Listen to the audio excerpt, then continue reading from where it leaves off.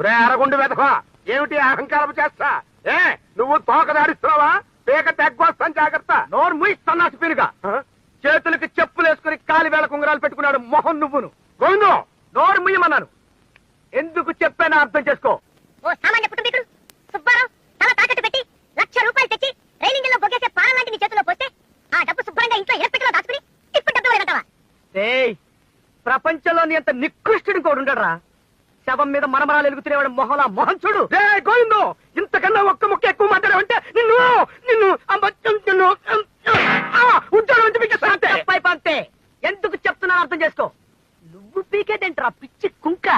నేనే మానేస్తున్నాను ఉద్యోగం. మంచితనం మానవత్వం లేని నీ దగ్గర పనిచేయటం కంటే ఓ గోచి పెట్టుకున్న 4 పందులు పెంచుకున్న గౌరవంగా మన సంత బతకొచ్చు. వస్తా. అలా నిప్పులు తొక్కిన గాడిదలా ఓనర్ పెట్టకు, నరాలు తెగిపోతాయి.